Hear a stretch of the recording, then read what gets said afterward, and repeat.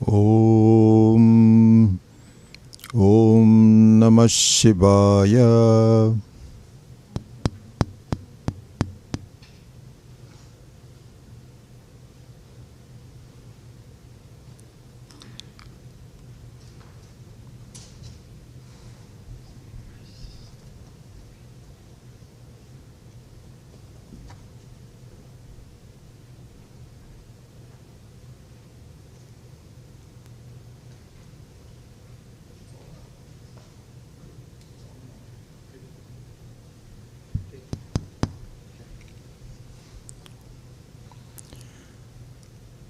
Om Sahana Vavatu Sahanau Bhunaktu Sahaviryam Karavavahai Tejasvinavadhitamastu ma vidvishavahai.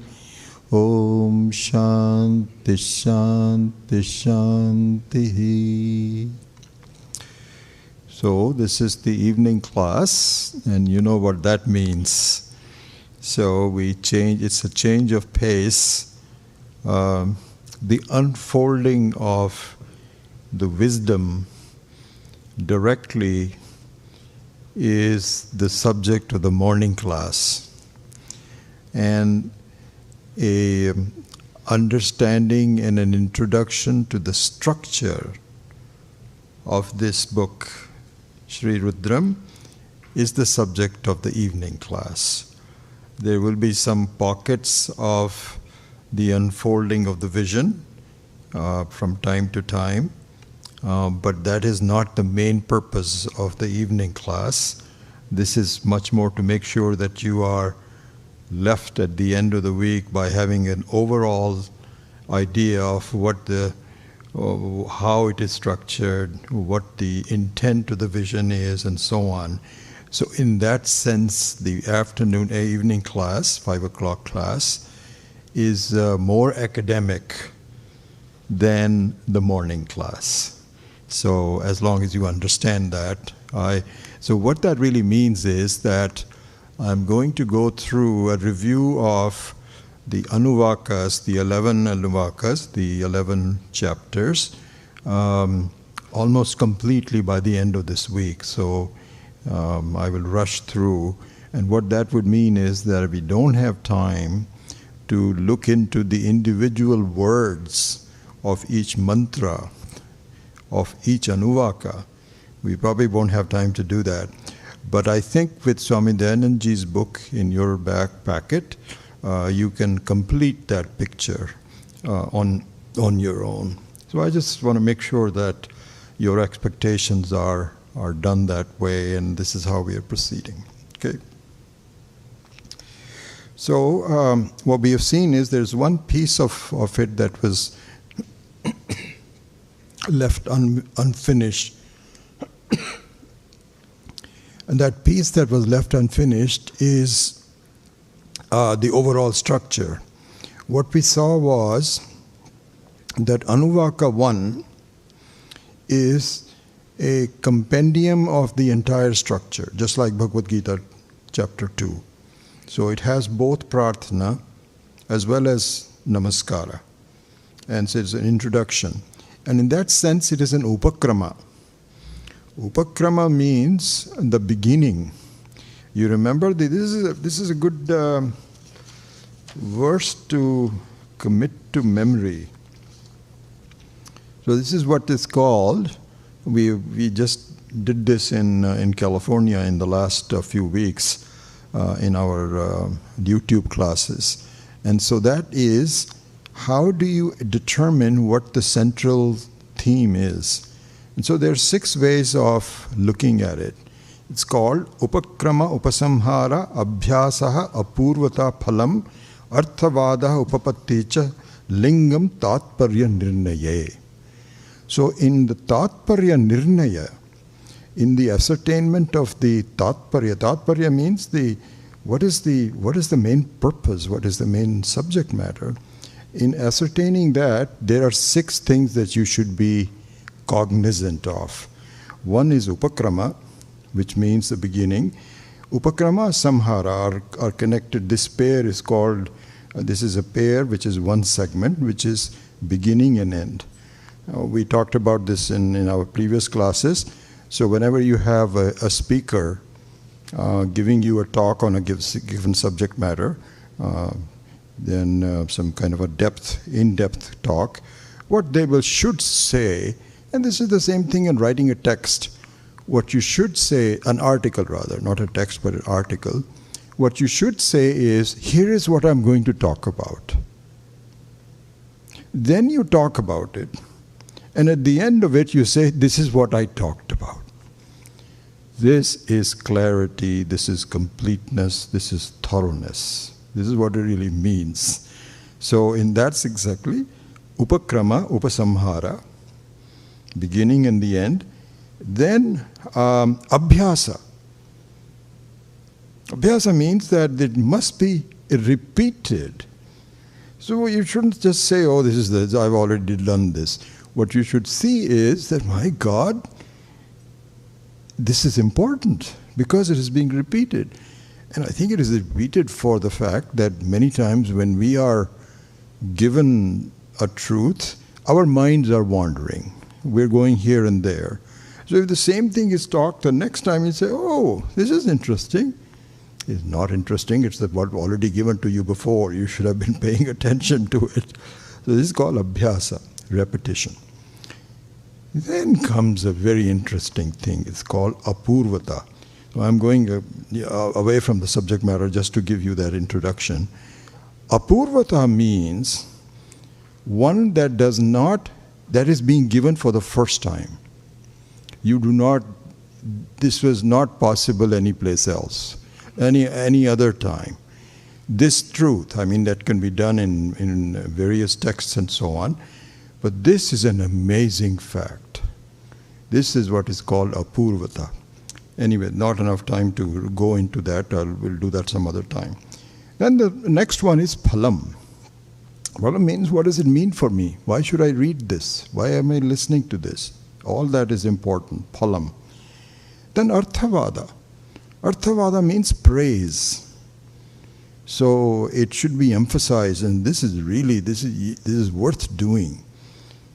And so in that sense, can you tell what the arthavada would be in the context of ShriRudram? Just close your eyes and think about it. We've already sort of talked about it, but not in this sense. Arthavada means what? Arthavada means namaha. Namaha is the arthavada. Why? Because you are saying, you're amazing. Ishvara, this is just amazing. I recognize how powerful you are, how much damage you can do. All of that is is a recognition of wow. It's kind of like a wow.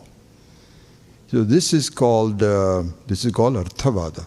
And so really the entire structure, see, these things they don't say, okay, now I'm going to tell you this.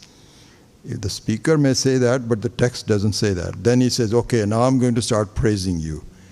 It's not how it is done. It's much more subtle, much more sophisticated. So you have to extract the meaning of arthavada in the text. Anyway, so that's the arthavada. Then last one is upapatti.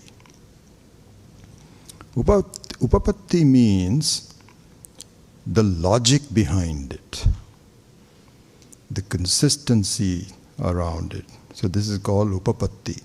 So we don't accept, Swami Dayananji used to say that everybody has a lot of shraddha towards the Shastra. Shraddha means that it is a belief, kind of like a belief until it is understood. So slightly different than a belief. But it's still this is a shraddha, means I don't get it, but I'm willing to stay with it for a while until I understand it. This is called a shraddha. But suppose the teacher says, Vedas tell you the whole truth. In fact, last night I saw an elephant come out of my ears. And the Vedas say, yeah, that's possible. You are not going to believe that. You're not going to, this is not reasonable. If you say the Atma and Anatma can be separated and so on, that is believable. But if you say an elephant came out of the ear, that's not believable. So upapatti means it must be reasonable, and that has to be given to you. Anyway, so these are the 6 lingas for Tatparya Nirnaya. I'm sorry I took that detour. Now let's go back to the main subject matter. So here the structure is first Anuvaka. I think you already pretty much have that, but I just want to complete this. First Anuvaka is Shiva Prarthana. Shiva Prasada Prarthana. You can add the word Prasada. So Prasada here means that how the Shiva, how Rudra, when you say Shiva and Rudra, it's exactly the same. So how Rudra blesses you. What is the structure? What is the process? That's a better word. What is the process of giving you the Prasada? And so this is the Prarthana for Anuvaka number 1. Then Anuvaka number 2 through 9 contains 3 things. And you already know what that is, but let me repeat it for you. It is Namaskara, basically it is Namaha, on 3 aspects of Parameshwara, of Rudra. One is Sarveshwaratvam, one is Sarvatmakatvam, and the third one is Sarva Antaryamitvam. Sarvantaratvam. And we'll briefly discuss this again. I think I've already given you some ideas for that, but this will come a little bit more detail later on. So there are the 3 aspects of it that I am recognizing, I'm becoming cognizant of. And so this is given in Anuvakas number 2 through 9. Number 10 is primarily Prarthana. So having, so there was Prarthana in the Upakrama. So Anuvaka number 1 was an Upakrama. Upakrama means it was just a start. This is what I'm going to tell you. But the telling of that is contained in number 2 through 10, or number 11, all the way up to 11. And so there, the Prarthana is given in Anuvaka number 10. The 2 through 9 was Namaskara, and 10 is Prarthana. Then the last one, number 11, is Shivagana Antarbhutar Prarthana. What that means is, Shivagana means all the supporting caste of Ishvara. Supporting caste means that Shiva is very powerful, just like a government. It's very powerful, but it has a lot of aspects to it. You have, we were talking about the police, you have the IRS, you have security. All those kinds of things are ganas. These are the various supporting castes to the Ishvara. And so there is prarthana for them as well. And so I really have to deal mostly not with Ishvara. Ishvara is in the background, but I have to deal with his gana. These people. Anytime a mosquito bites me, then I have to deal with the mosquito. Anytime there's any problem, anytime something good happens to me. And so all of this is the prarthana for the Shiva Gana.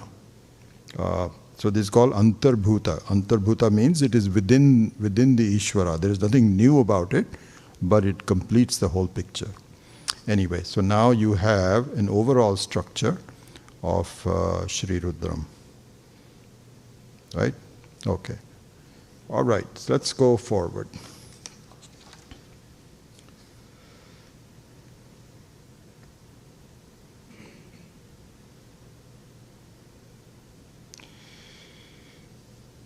So,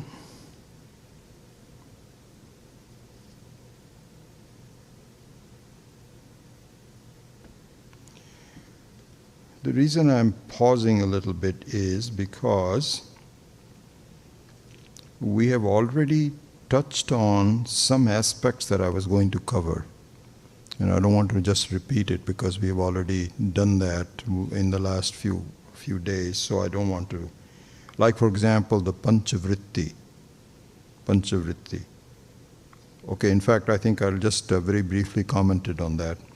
So one of the question is, as we have talked about it, and Swami Dayananji was the one who really made it very visible to us, primarily, this is also another way of looking at the Tatparya.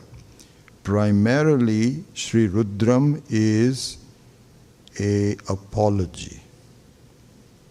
It's Prayashchita Karma. It is one big I am sorry. Again, go back to the imagery of the boy. And this time, it is a very sincere. You can imagine a boy who has gone through so many problems and he's had so many run-ins with his parents and so on and so forth. But finally, if he's internally decided that this is the time I want to change my life. You know, perhaps one of his friends got killed in a gunfight and something dawned on him and he says, what am I doing? Something like that. And then the person comes to his mom and dad and said, Mom and Dad, I want to really talk to you. And they'll say, yes. They'll say, I tell you what, I am really sorry and I want to change. So first they'll say, yeah, you've said that before, with folded hands. But this time, the apology seems to be real, very sincere. And so, it is so ShriRudram is an apology. And the most powerful apology there is, most powerful. How can we say that? How can you say it's the most powerful? What do you mean by that? What it means is that there is no crime that you could have done that it cannot erase with just like this. No matter what happens.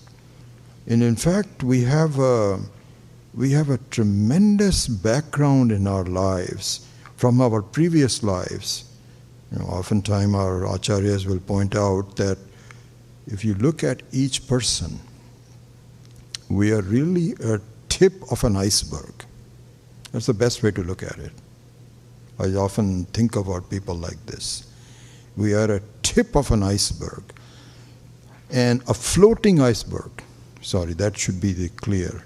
Supposing you have a big piece of ice which is floating in the ocean, and this is where how the accidents occur, because the ships don't realize that below this small opening of this ice, which might have even missed the radar, there is a tremendous mountain underneath the water.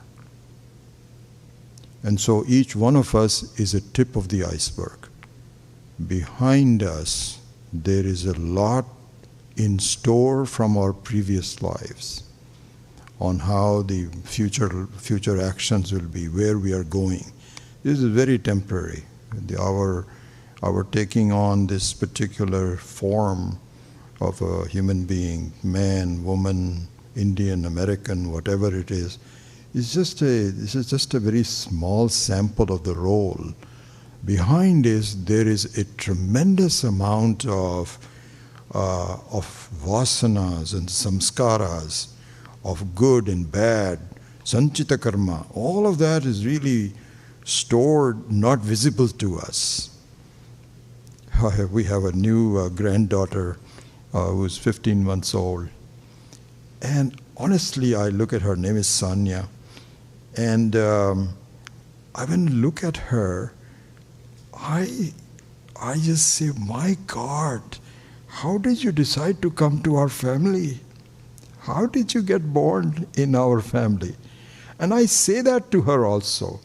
But behind that, I really mean it. I'm wondering what a tremendous background she must have had to decide to come here in this Kapoor family at this time.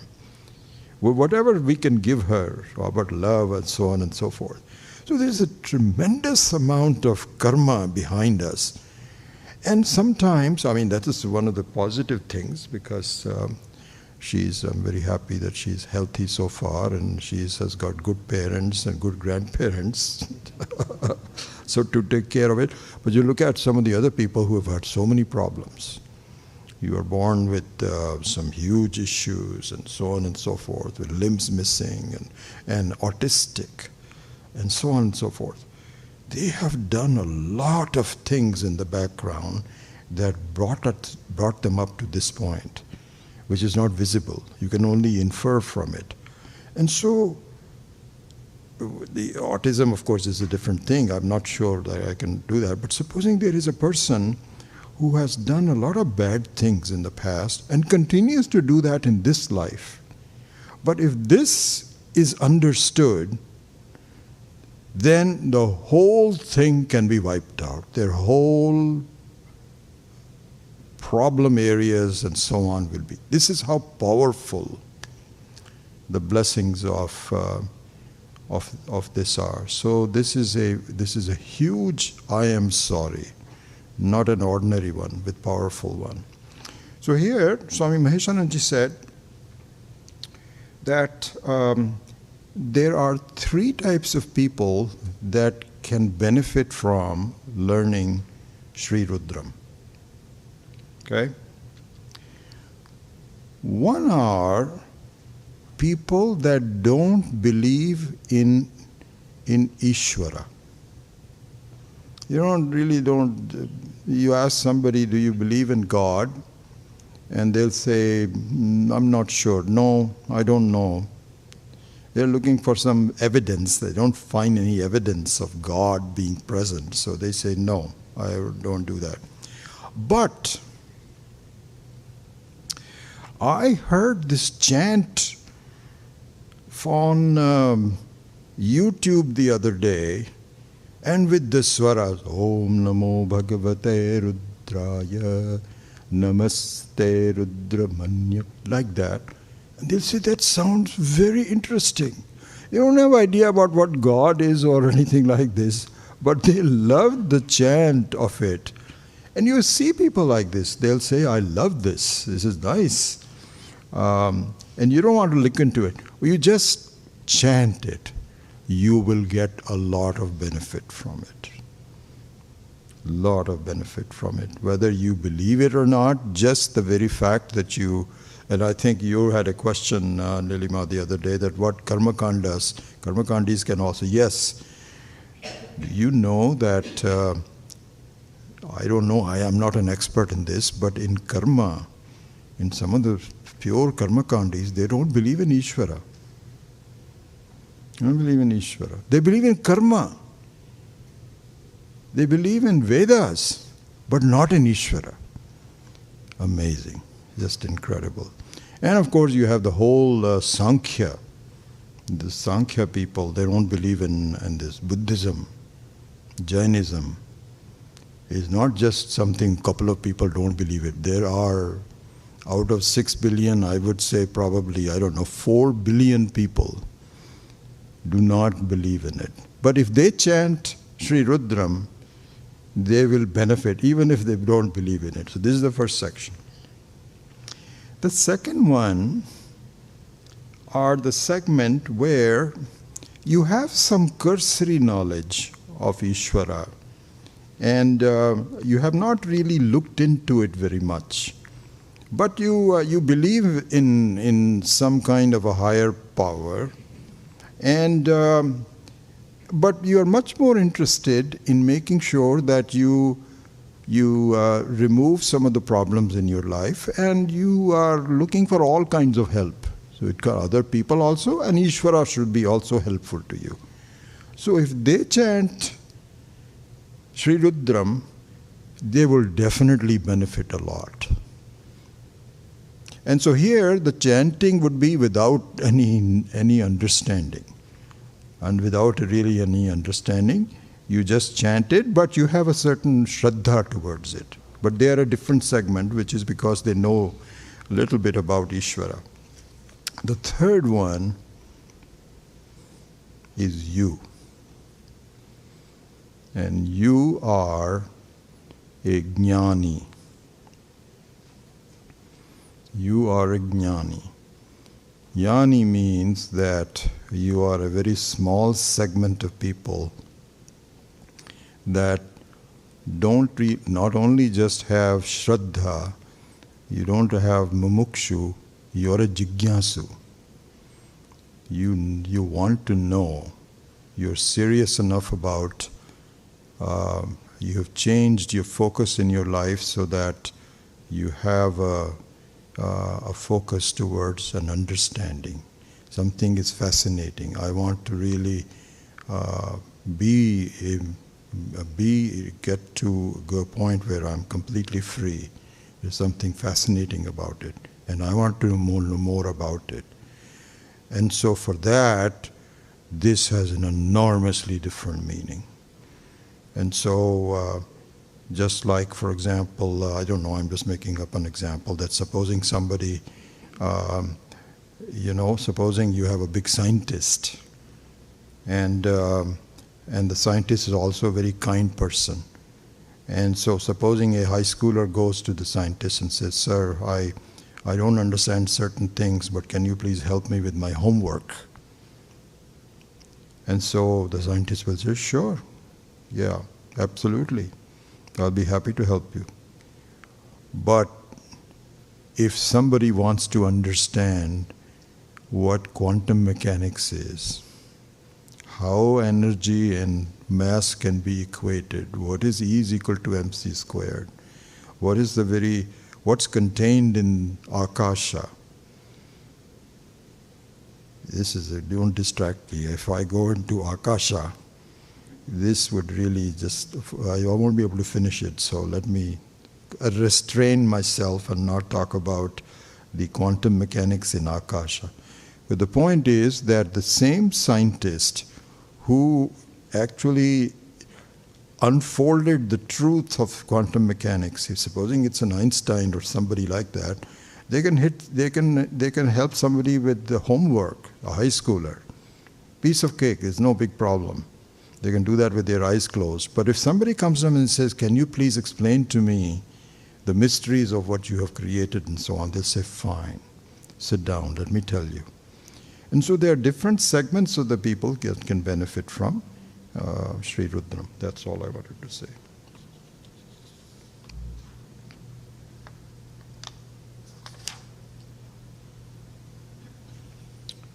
Okay, so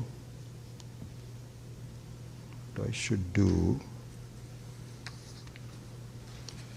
is quickly go through mantra by mantra. Oops.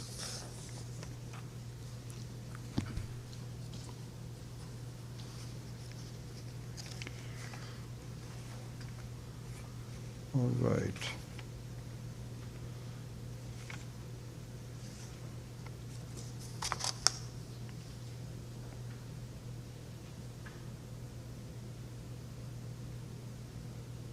Okay, there's no meanings given in here. So in order to just quickly go through this, let me resort to Swami Dayanandaji's book.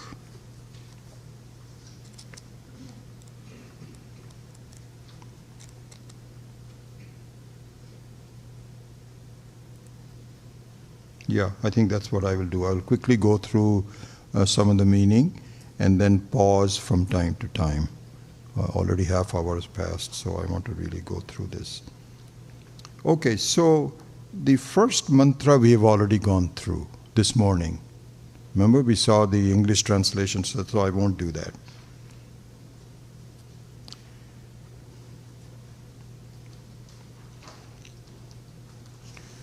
By the way, it's interesting.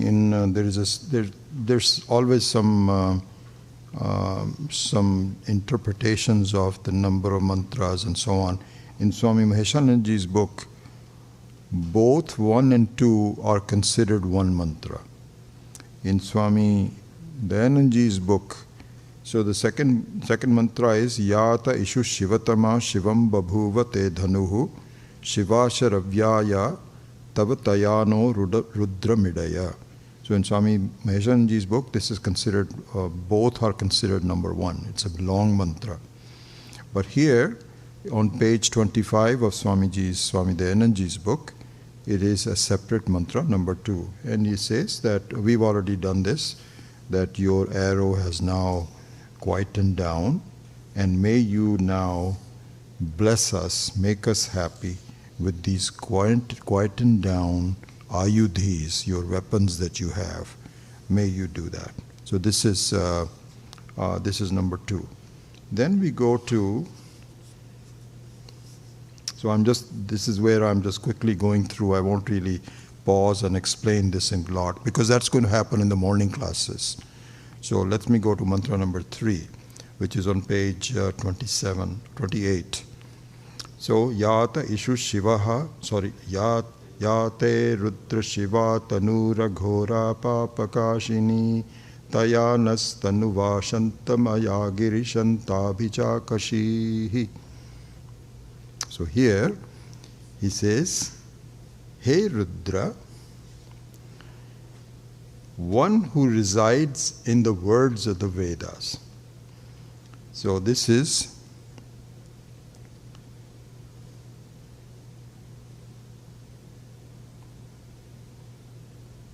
Shantamaya.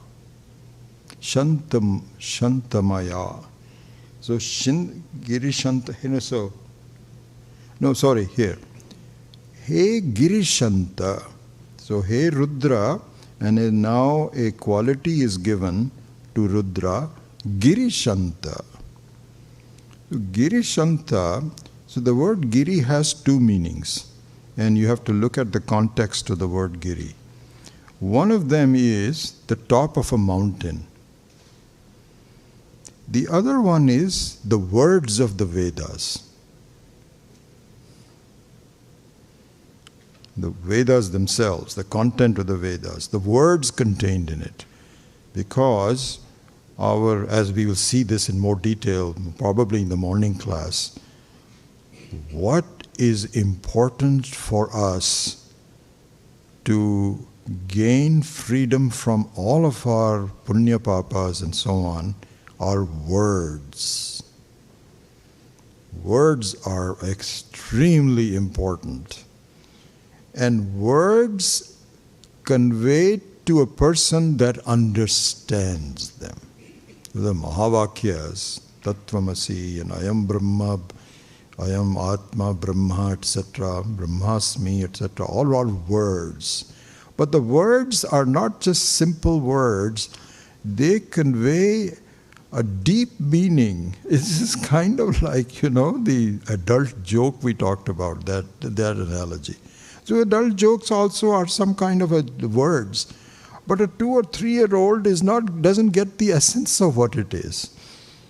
But an adult laughs because you see all the experiences and how the sexual experiences project themselves and so on, and there is some fun in talking about it, and so that becomes an adult joke.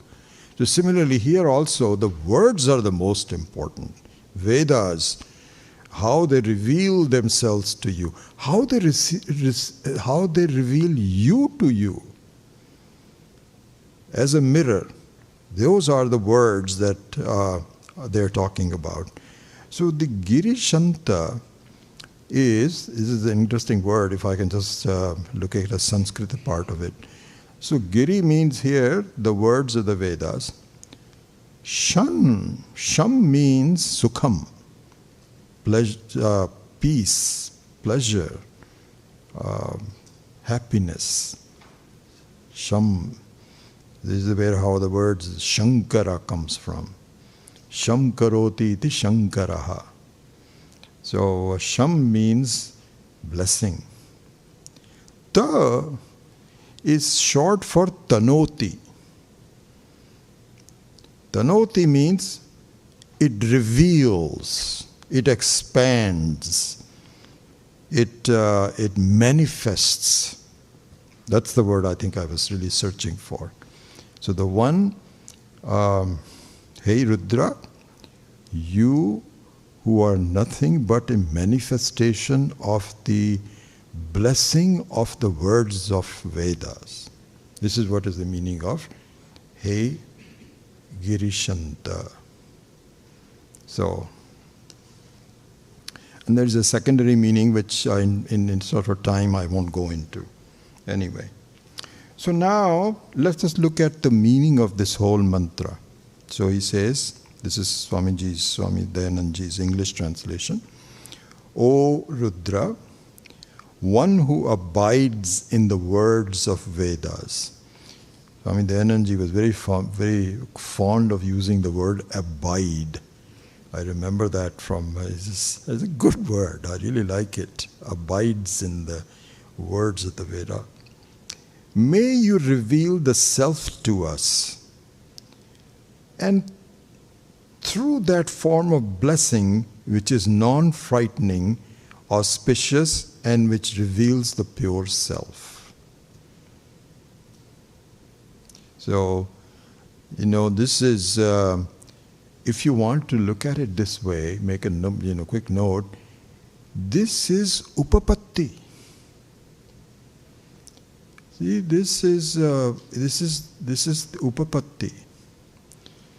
I won't exactly go into a lot of details on it, but since I mention it, at least let me just say that. Upapatti here means that's the power of the words.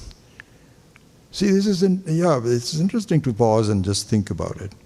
The question is, how is ShriRudram going to help me? Especially if I have a lot of bad things that I have done. Okay? And so just words, how is that going to help me? And you all know the 10th man example, right? So anybody who doesn't know the 10th man example? I think you all know that. You don't? So the story is that there were 10 boys who were crossing a very swift river, and they were sent by their guru. The guru didn't want them to go, but they said, no, please let us go. So they asked one of the persons there, who's the most senior of them, say, you take care of them, make sure you keep everybody count, and so on. So this guy was already nervous. I'm now a leader of this group. And so they went into the water and so on. And then they came out. He was already nervous and kind of like that. And he started counting 1, 2, 3, 4, 5, 6, 7, 8, 9. Remember that story? So now he is very dukkhi. In fact, the example is that he wants to commit suicide, because a trust was given to me and I let him down. And he's banging his head against the very tough bark of a tree, and blood is flowing through and so on. So there was an elderly person who's saying, what's going on? Why are you so unhappy? He says, don't even ask me. Okay, I'm already, but he said, no, but tell me. So he said, there were 10 of us and now there's only 9. So this guy looked at everybody and said, there are 10 people.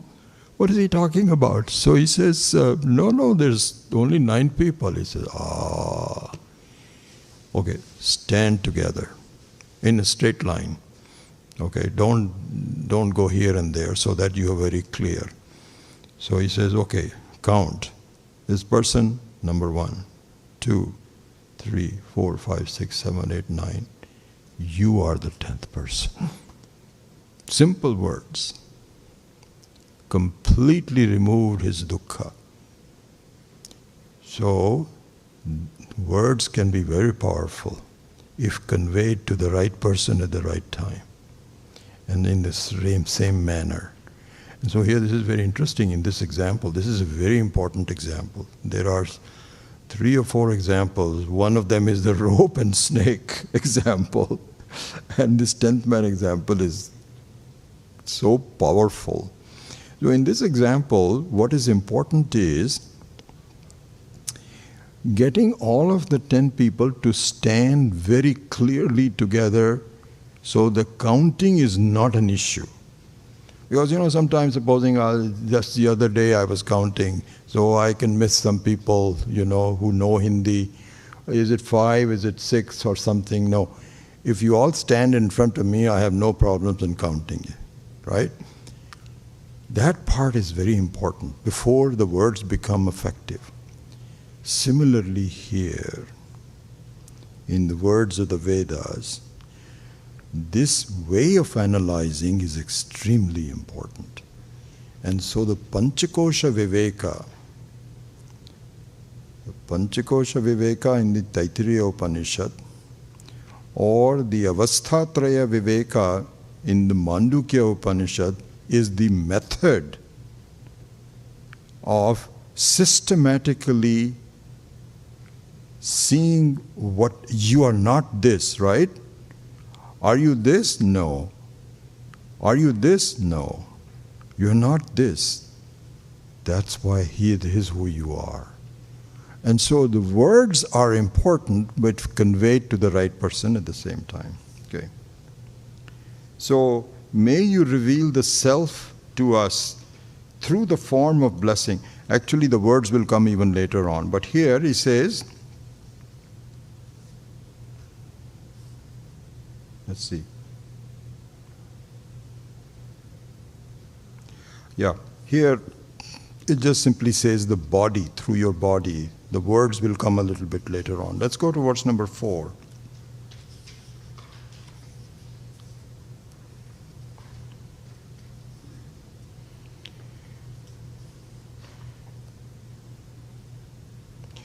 So here,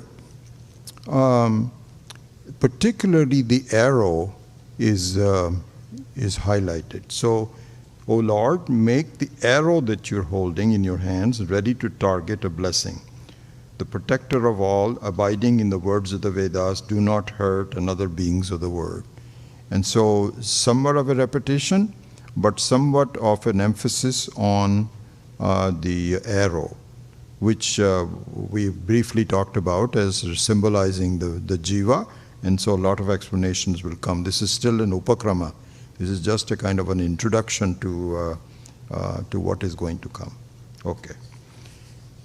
This is how I have to proceed a little fast. Let me see. Yeah. So I think that pretty soon.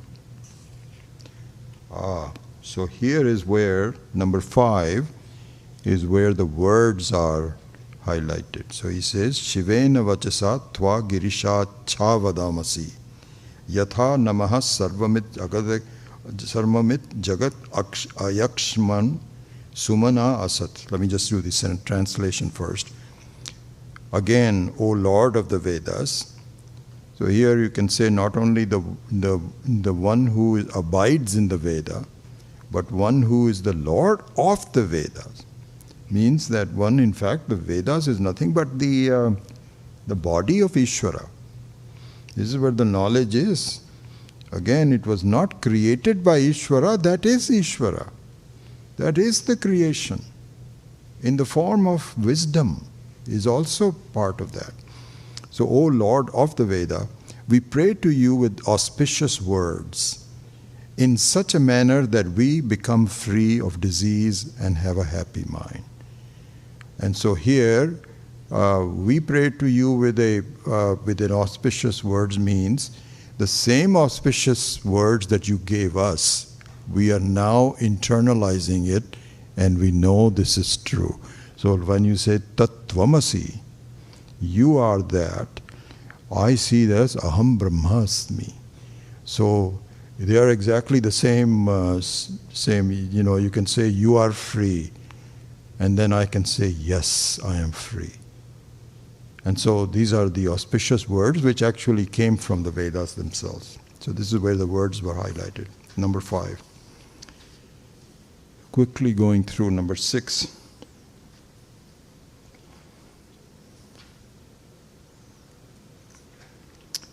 Adhyavocha didi vakta prathamo daivyo bhishak ahi gascha sarvan jambayan sarvascha yatu dhanyaha. So this is commented, as I mentioned to you, that the first few mantras are commented very well in great detail by Swami Maheshananji. So I will wait for that in the morning class. But let me just repeat the translation. May the Lord, who stands by his devotees,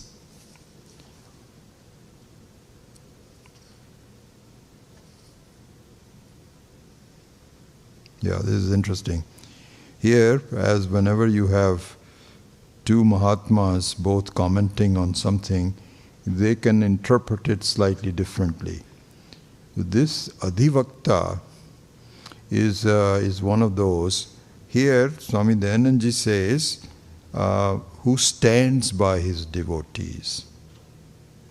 Swami Maheshananji has a slightly different interpretation, and I will reveal it to you, or not reveal it to you, but I will talk about it. This is an important thing. And I think in this particular manner, I like Swami Maheshananji's interpretation. So we will look at that.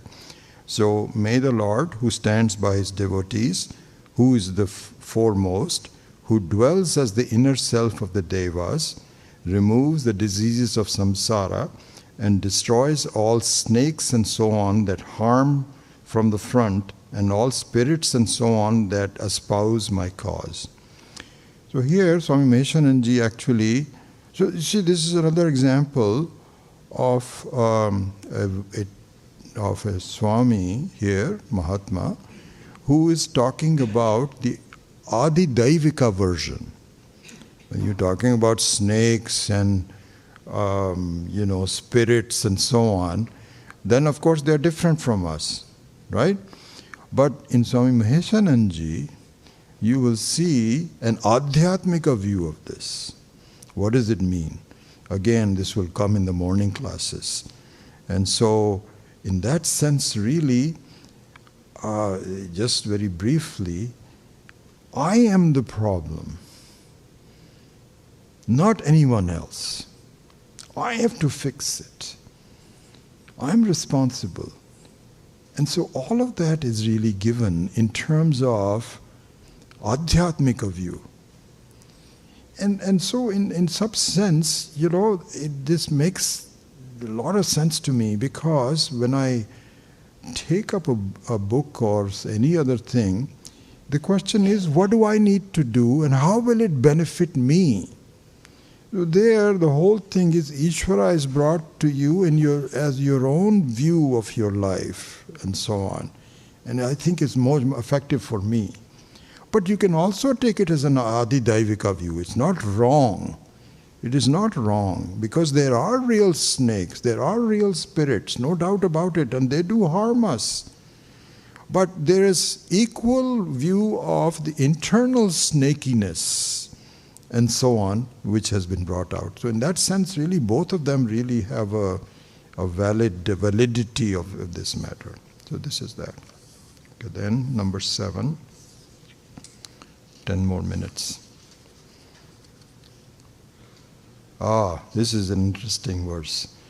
Asau yastamro aruna uta baprusu mangalaha ye chema gum rudra abhito dikshu shrita sahasrasho vaishagum heda imahe.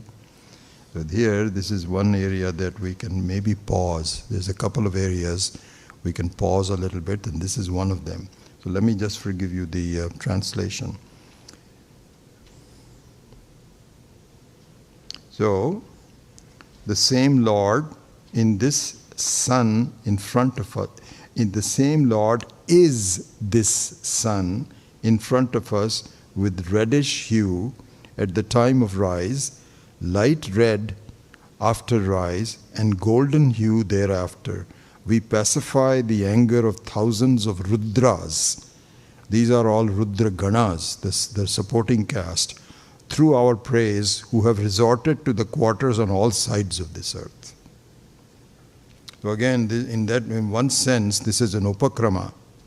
Because, why is it a Rupakrama? Because in the 11th Anuvaka, this will be given in great detail, which is Namaskara to all, a Prarthana and a Namaskara to all the Ganas, all the supporting caste.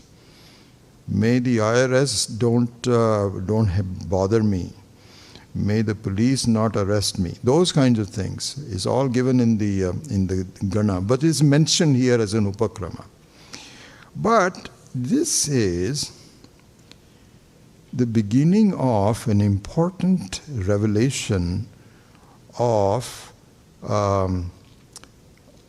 Ishvara. This verse rather, not this, but this mantra is a very interesting and very important introduction to Ishvara through the eyes of the Mahatmas. Okay? And I could really spend a lot of time on this. Again, I have to really go forward with this and so on. But at this moment, I would say is this mantra uses the word asau. Asau means pratyaksha, right in front of me. Right in front of me. So this is pratyaksha para. And here it talks about the sun. Talks about the sun. So it's worth just pausing for a minute. Let's see how many more are. What else? I want to at least finish. Number 8.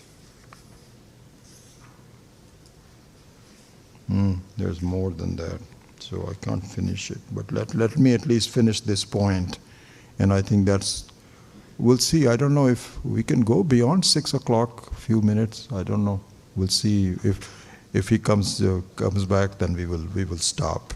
Otherwise, we will keep going. So this is a very interesting point, and I keep saying interesting, but it's really important point.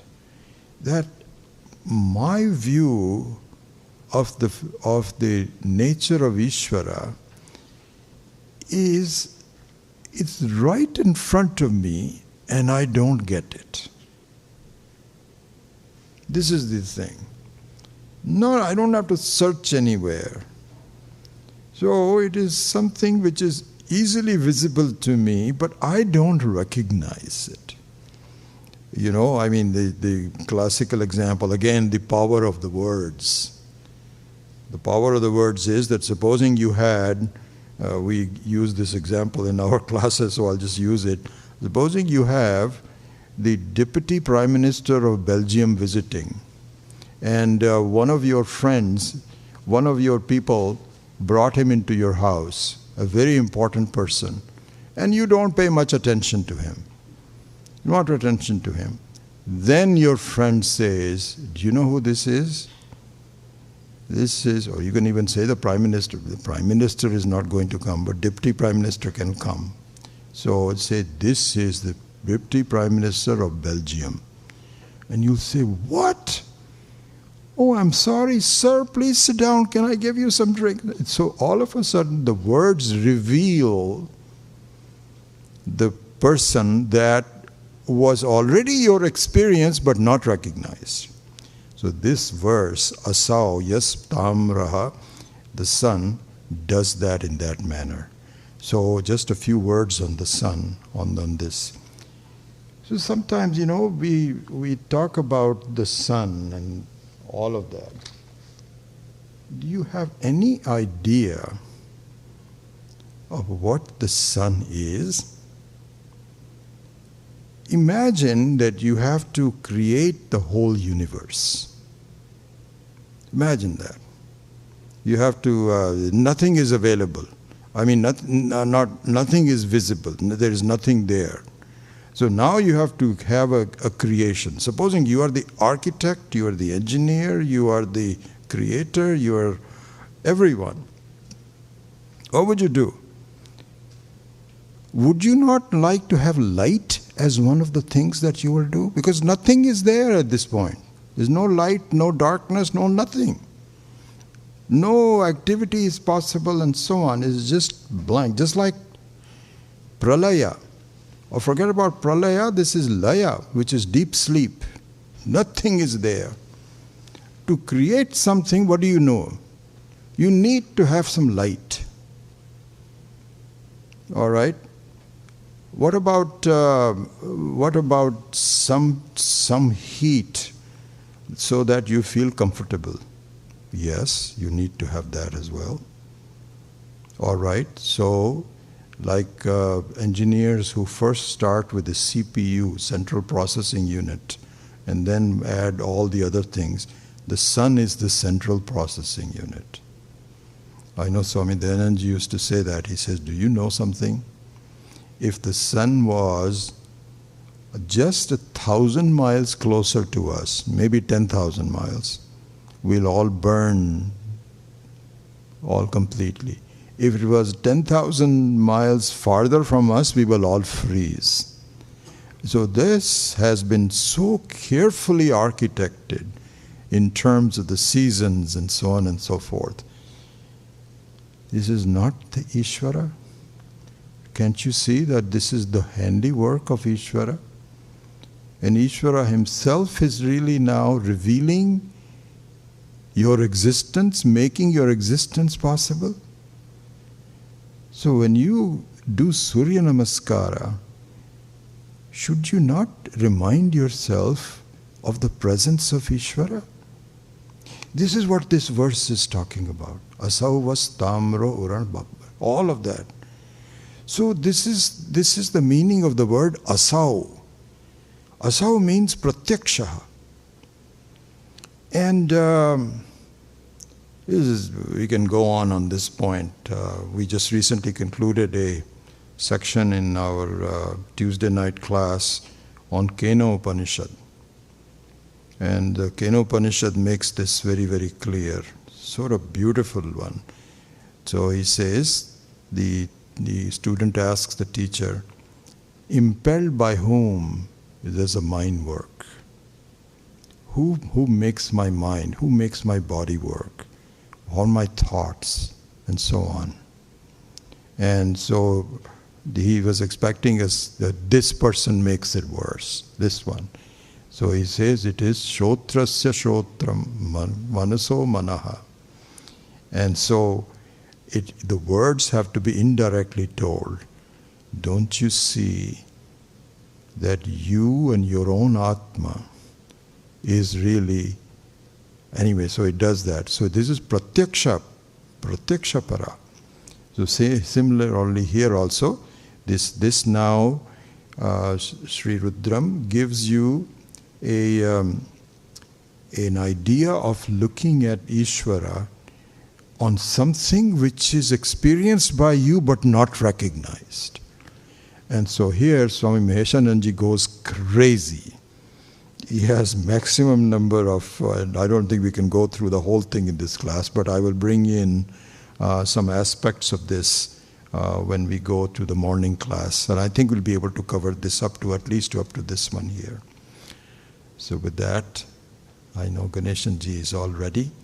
So I will close the class until tomorrow.